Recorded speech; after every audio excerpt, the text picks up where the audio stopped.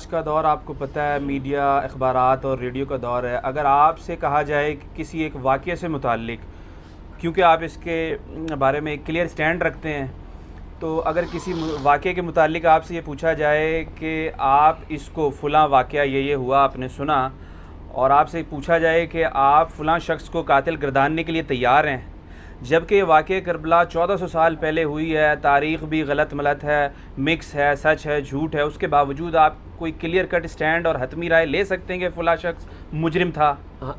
مجرم کا مسئلہ ہی نہیں ہے یہ، دیکھیں بڑا انہوں نے رخ بدل دیا ہے۔ ہم تو مجرموں کو اسپیسیفائی اس طریقے سے کرنا ہی نہیں چاہتے ہیں، اس سے تو غرض ہی نہیں ہے۔ ہم تو اس واقعے کے پس منظر، اس کے ایفیکٹس کو ڈسکس کر رہے ہیں۔ مثال کے طور پہ آپ اسے سمجھیں کہ مسلمان 10 ذوالحجہ کو سنت ابراہیمی پوری کرتے ہیں، تو کیا ہم 10 ذوالحجہ کے کانٹیکسٹ میں یہ ڈسکس کرتے ہیں کہ جو مینڈا قربان کیا تھا ابراہیم علیہ السلام نے وہ کتنے کلو کا تھا،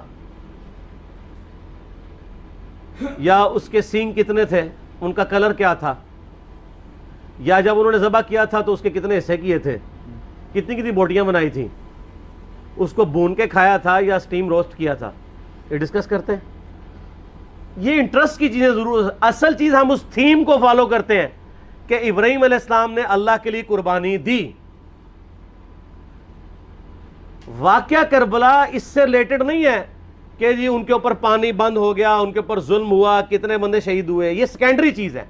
اصل چیز ہے کربلا ہوئی کیوں نبی علیہ السلام کی محنت کو 50 سال کے اندر اس لیول تک پہنچا دیا گیا کہ ہزاروں صحابہ زندہ ہیں اور نبی صلی اللہ علیہ وآلہ وسلم کی پوری اولاد ذبح کر دی جاتی ہے۔ ہم تو یہ کہہ نہیں رہے کہ کیسے ذبح کیا انہوں نے، آری چلائی تھی یا تلوار چلائی تھی، یہ تو واقعہ کربلا تو سب کو پتہ ہے، ان کی شہادت بھی سب کو پتہ ہے۔ جامعہ ترمذی میں حدیث ہے حسن و حسین جنتی نوجوانوں کے سردار ہیں، اور ان کی والدہ جو ہے وہ جنتی عورتوں کی سردار ہیں، اور المستدل حاکم میں حدیث ہے حسن و حسین جنتی نوجوانوں کے سردار ہیں اور ان کے والد ان سے بھی بہتر ہیں۔ تو یہ تو ڈیفینٹ حدیثیں ہیں، یہ تاریخ تو نہیں ہے، نبی علیہ السلام کے فرامین ہیں۔ تو ان کی موجودگی میں ان کے ساتھ یہ کچھ کیا جائے تو ہم نٹی گریٹیز میں نہیں پڑھتے، ہم اس تھیم کے اوپر کہ یہ کون سی چیز تھی جس نے خلافت راشدہ کو ملوکیت میں بدل دیا، ہم اس تھیم کے اوپر بات کرتے ہیں۔ ہم کہتے ہیں چھوڑ دیں، بندے ہندے چھوڑیں، الٹیمیٹلی کیا نکلا ہے، کس کی وجہ سے ہوا ہے، وہ تو احادیث کی کتابوں میں موجود ہے۔ ہم کب کہہ رہے ہیں خفیہ کیمرے لگا گئے جی کس نے گولی، پہلا تیر کس نے چلایا، یہ وہ، ہم تو بتا رہے کس کے دور حکومت میں ہوا اور ان کا اپنا کردار کیا تھا، اس کو کس طریقے سے لا کے تخت پہ بٹھایا گیا، وہ ساری کی ساری چیزیں تو سامنے ہیں۔ وہ تاریخ کی کتابیں نہیں ہیں، حدیث کی کتابیں ہیں۔ اگر آپ کہتے ہیں کہ بخاری مسلم سے ہم نے صرف رفع الیدین کی حدیثیں لینی ہیں یا ایمانیات کی حدیثیں لینی ہیں اور باقی جو بخاری اور مسلم میں آل امیہ کی بدماشیوں کو ننگا کیا گیا ہے وہ ہم نے نہیں لینی ہے، تو سر پھر آپ اپنے آپ کو کلیئر کٹ، پھر ہم آپ سے واقعہ کربلا نہیں ڈسکس کریں گے، حجیت حدیث میں بات کریں گے۔ آپ کو اپنے آپ کو منکرین حدیث کہنا پڑے گا، یہ آپ اسکروٹنگ کیسے کریں گے؟ اس سے بڑی بات مجھے یہ بتائیں کہ عظمت صحابہ بڑی چیز ہے یا عظمت محمد رسول اللہ صلی اللہ علیہ وآلہ وسلم؟ تو بریلوی یہی تو رونا رو رہے ہیں، وہ کہہ رہے ہیں جی قرآن میں تھوڑی آیات ہیں، آپ پھر مڑ مڑ کے پڑھتے ہیں قل انما انا بشر مثلکم، اس میں تو نبی علیہ السلام کی تنقیص ہو رہی ہے۔ تو ہم ان کو کیا کہتے ہیں کہ تنقیص مقصد نہیں، نعوذ باللہ، نہ ہو رہی ہے، آپ افضل البشر ہیں لیکن آپ کی سپیشیز بشر ہے، یہ ہم اپنا عقیدہ سمجھتے ہیں، وہ اس کو تنقیص شمار کرتے ہیں۔ تو پھر اس وقت آپ بھی بریلویوں کی بات مان کے تو یہ آیات پڑھنا چھوڑ دیا کریں نا۔ آپ کہتے ہیں نہیں آیات ہے کیوں نہ بیان کریں، تو ہم بھی کہتے ہیں احادیث ہے کیوں نہ بیان کریں کہ صحیح بخاری میں حدیث ہے 2812 عمار کو ایک باغی جماعت قتل کرے گی، وہ جماعت دوزخ کی طرف بلا رہی ہوگی اور عمار ان کو اللہ اور جنت کی طرف بلا رہا ہوگا۔ اب اس کے نرغے میں جو آتا ہے وہ آئے، میں اپنے نبی سے ٹکر لے لوں آپ لوگوں کے منہ کا خیال رکھتے ہوئے کہ میں نبی علیہ السلام کو کہوں کہ آپ نے کیوں ایسی بات کر دی کہ مولا علی کے مخالفین کو آپ نے دوزخ کی طرف بلانے والی جماعت کہہ دیا، تو لیں آپ ٹکر، جائیں سیدھا دوزخ میں، اور تھوڑی جرت کریں آپ یہ کہا کریں کہ اے اللہ، اپنے لیے کہا کریں کہ اللہ تعالیٰ آپ کا حشر یزید اور یزید کے آباء و اجداد کے ساتھ کرے اور اس کی اولاد کے ساتھ۔ ہم کہتے ہیں کہ اللہ تعالیٰ ہمارا حشر جو ہے وہ مولا حسن حسین مولا علی علیہم السلام اجمعین اور اہل بیت کے ساتھ کریں، آمین۔ اور آپ میں تو اتنی جرت نہیں آپ یہ بات بھی کر سکیں، کیونکہ ان کو پتہ ہے۔ تو نبی علیہ السلام کی احادیث کو بیان کرنے کو یہ سمجھتے ہیں کہ جی اس سے مصیبت کھڑی ہو جائے گی، تو اپنے آپ کو منکرین حدیث ڈکلیئر کریں، پھر حجیت حدیث کا مقدمہ ڈسکس ہوگا، پھر کربلا نہیں ڈسکس ہوگی۔ اور یہ ٹی وی پہ بھی آ کے مولوی بیٹھے ہوتے ہیں، سنیوں کے بھی شیعوں کے بھی، مڑ مڑ کے جی وہ یزید نے یہ کر دیا۔ وہ یزید نے کیا کیا ہے یار؟ وہ تو سسٹم کا نمائندہ بن کے آیا جو پیچھے سے خراب تھا۔ یزید کو لے کے بیٹھے ہیں، یزید یزید یزید یزید، بھائی پیچھے سے معاملہ خراب ہوا ہوا ہے۔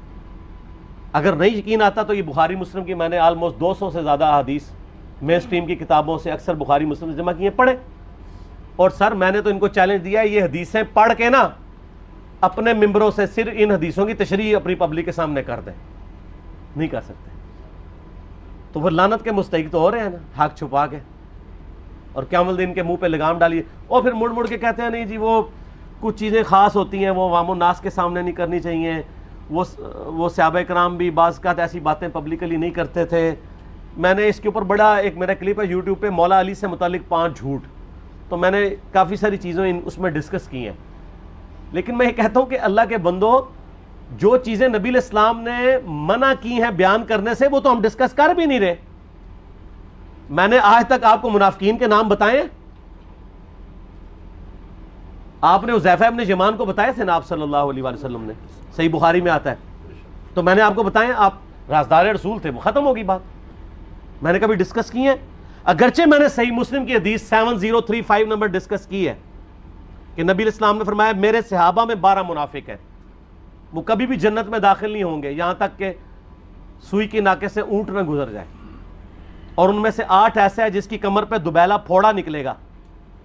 میں نے آج تک آپ کو بتایا کہ کس کس کی کمر پہ دوبیلا پھوڑا نکلا اور اس کی موت اسی پھوڑے میں ہوئی ہے، بتایا؟ تو میں تو وہ چیزیں ڈسکس بھی نہیں کر رہا، میں وہ چیزیں ڈسکس کر رہا ہوں جو نبی علیہ السلام نے علامات النبوہ میں بتائی ہیں۔ یہ امام بخاری حدیث نبوت کی دلیل کے چیپٹر میں لے کے آئے ہیں، اور امام بہقی نے 3500 احادیث پر مشتمل ایک کتاب لکھی ہے دلائل النبوہ، کہ ہم نبی صلی اللہ علیہ وسلم کو نبی کیوں مانتے ہیں، اس کے اوپر۔ اور اس میں یہ ساری حدیثیں عمار بن یاسر کے قتل والی لے کے آئے ہیں، بتانے کے لیے کہ دیکھیں ہمارے نبی علیہ السلام کی نبوت کی دلیل ہے کہ آپ نے اپنی وفات کے آلموسٹ 30 سال کے بعد ہونے والے واقعے کو پہلے ہی بتا دیا۔ یہ حدیثیں چھپانے والی نہیں، بیان کرنے والی ہیں، علامات النبوہ کی حدیثیں۔ آپ کہتے ہیں چھپائیں، اگر کوئی حدیث دنیا میں نہیں چھپائی جا سکتی نا تو علامات النبوہ والی حدیث ہے، کیونکہ وہ تو نبی صلی اللہ علیہ وسلم کی نبوت کو جسٹیفائی کرتی ہے۔ ورنہ میرا ایک معصومانہ سوال ہے کہ نبی صلی اللہ علیہ وسلم نے یہ باتیں کر کے ان کے زوم میں نعوذ باللہ امت کو مصیبت میں ڈال دیا۔ آپ نے خود ہی فرمایا کہ یہ ہوگا، کیوں فرمایا آپ نے؟ میں تو بیان کر کے مجرم ہوں، تو جس نے مجھے خبر دی ہے ان کے بارے میں آپ کا کیا خیال ہے؟ یہ مسند احمد کی حدیث یہ میں نے گھر بیٹھ کے بنائی ہے کہ میری بیوی کا کیا حال ہوگا جس پہ خوف کے کتے بھونکیں گے۔ تو سیدہ عائشہ سے مجھ سے زیادہ نبی علیہ السلام کو محبت تھی، لیکن آپ اللہ کے پیغمبر تھے، آپ نے اپنے گھر کی خبر بھی نہیں چھپائی، بتا دی کہ یہ ہوگا۔ اور اس سے بڑھ کے آپ صحیح بخاری میں دیکھیں، عمار ابن یاسر کا خطبہ ہے، میں نے یہ سارا، پریشان نہیں ہونا، یہ ریسرچ پیپر میں سارا کچھ موجود ہے، اور کوئی چیز بھی ایسی نہیں جو اس میں سکپ ہو۔ صحیح بخاری میں خطبہ ہے کہ عمار ابن یاسر کو مولا علی نے بھیجا کوفے میں، کوفے والے نیوٹرل ہو گئے تھے کیونکہ بصرہ سے سیدہ عائشہ آ رہی تھیں، اور وہاں پہ انہوں نے کہا نہ ہم سیدہ عائشہ کا ساتھ دیں گے نہ مولا علی کا دیں گے، تو عمار ابن یاسر کو تیار کرنے کے لیے، یعنی وہاں کے جو عوام تھی اس قتال کے لیے، مولا علی نے بھیجا۔ تو سیدنا عمار ابن یاسر نے وہاں پہ کوفے کے ممبر پہ خطبہ دیا، بخاری کے الفاظ ہیں، اوپر والی سیڑھی پہ عمار ابن یاسر نے حسن ابن علی کو بٹھایا، حالانکہ حسن ابن علی سے 4 گنا بڑی عمر تھی عمار ابن یاسر کی، 90 پلس ہو چکے ہوئے تھے۔ 3-4 گنا ان کی عمر تھی، لیکن اہل بیت کا احترام کیا. خود نچلی سیڑھی پہ بیٹھے. بخاری کے الفاظ ہیں کہ اے لوگو اللہ نے تمہیں آزمایا ہے، ایک طرف دنیا اور آخرت میں تمہارے نبی کی بیوی ہیں سیدہ عائشہ، دنیا اور آخرت میں، یعنی عزت اپنی جگہ قائم. یہاں لوگ سمجھتے ہیں کسی کی غلطی آ گئی تو پتہ نہیں کیا ہو گیا. وہ یار اس کا مرتبہ اپنی جگہ ہے، غلطی اپنی جگہ ہے، پیغمبر نہیں ہے وہ. اور دوسری طرف علی ابن ابی طالب ہے. اللہ اب دیکھے گا تم عائشہ کی اطاعت کرتے ہو یا اللہ کی. علی کی نہیں، اللہ کی. کیوں؟ یا ایھا الذین آمنوا اطیعوا اللہ و اطیعوا الرسول و اولی الامر منکم. ان کا اولو الامر مولا علی ہیں، ان کی اطاعت واجب ہے. یہ اللہ نے آزمایا ہے کہ اللہ کی اطاعت کرتے ہو یا عائشہ کی. اور آپ حیران ہوں گے، یہ حدیث امام بخاری حضرت عائشہ کی فضیلت والے چیپٹر میں لے کے آئے ہیں. اگر امام بخاری مشورہ کر لیتے نا ناسبیوں سے تو انہوں نے کہا تھا سر آخری صحیح رکھو، پچھلے والا رہن دو، بلکہ پچھلے والا رکھو آخری والا رہن دو، کہ عائشہ دنیا اور آخرت میں. وہ حدیث گھڑنے کا میں آپ کو طریقہ بتاتا ہوں، کاٹ چھانٹ کرنے کا. وہ آدھی حدیثیں لکھتے ہیں نا، آدھی حدیثیں ایسے لکھتے ہیں امام بخاری کہ سیدہ عمار ابن یاسر نے خطبے کے دوران فرمایا کہ سیدہ عائشہ دنیا اور آخرت میں تمہارے نبی کی بیوی ہیں، بس. لیکن امام بخاری نے پوری حدیث لی ہے، آگے وہ بھی ڈالا ہے کہ اللہ آزما رہا ہے کہ عائشہ کی اطاعت کرتے ہو یا اللہ کی، جیسے آپ کے علماء کر رہے ہیں. صحیح مسلم کی حدیث 6488 آدھی بیان کرتے ہیں سارے مولوی، بریلوی، دیوبندی، اہل حدیث سب. میرے صحابہ کو برا مت کہو، اگر تم میں سے کسی نے احد پہاڑ کے برابر بھی سونا خیرات کر دیا اور میرے صحابہ نے 1 مد یعنی 600 گرام خیرات کی، آدھا کلو، اس کے آدھے کو بھی نہیں پہنچ سکتا بس. حالانکہ یہ مسلم کی حدیث سٹارٹ اس سے ہوتی ہے کہ عبد الرحمن بن عوف کو خالد بن ولید نے گالیاں دی جھگڑے کے دوران. حالانکہ دونوں مسلمان تھے، دونوں صحابی تھے. آپ نے حضرت خالد بن ولید کو بلا کے ڈانٹا، فرمایا تم میرے صحابہ کو برا مت کہو. تو خالد بن ولید نے تو آگے سے نہیں کہا حضور میں بھی صحابی ہوں. ان کو پتا تھا کہ عبد الرحمن بن عوف نے اس وقت اسلام قبول کیا جب اسلام کا مطلب تھا مار، تکلیف اٹھانا، اور خالد بن ولید نے گولڈن پیریڈ میں صلح حدیبیہ کے بعد اسلام قبول کیا. میں اب تم لوگ یہ کر رہے ہو، تم لوگ اگر احد پہاڑ کے برابر بھی سونا خیرات کر دو، یعنی صلح حدیبیہ کے بعد والے لوگ میرے ان کے برابر نہیں ہو سکتے. اور جو فتح مکہ پہ معافی مانگ کے مسلمان ہوئے ہیں طلقاء، مؤلفۃ القلوب آل امیہ، ان کا تو لیول ہی کچھ نہیں ہے. یہاں تو خالد بن ولید کے بارے میں یہ بات کی جا رہی ہے.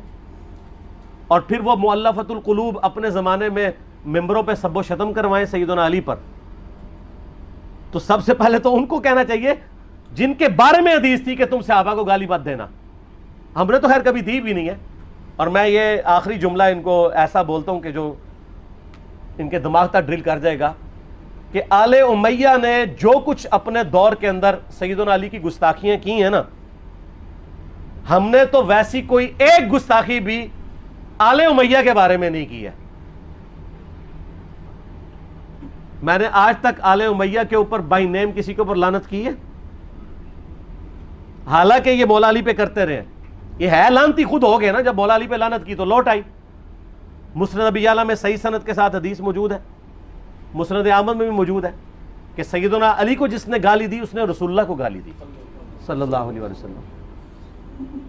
جب ام سلمہ نے کہا تھا، شیخ زبیر صاحب نے اس کو تحکیم میں صحیح لکھا ہوا ہے فوٹ نوٹ کے اوپر، کہ لوگوں تمہارے ممبروں پر رسول اللہ کو گالیاں دی جاتی ہیں، تو انہوں نے کہا معاذ اللہ، ہم کب کہیں گے، ایسا نہیں ہو سکتا.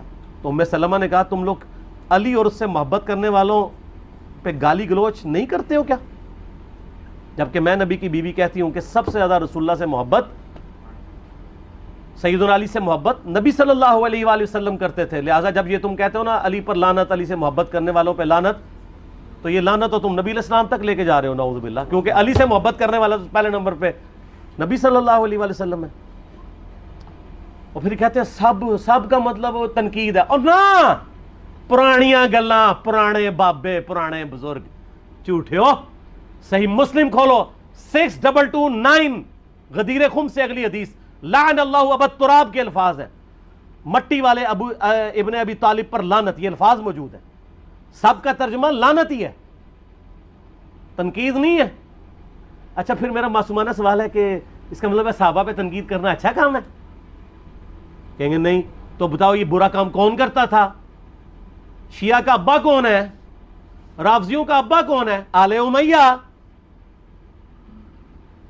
تو لہذا شیعہ نو میں کہنا کہ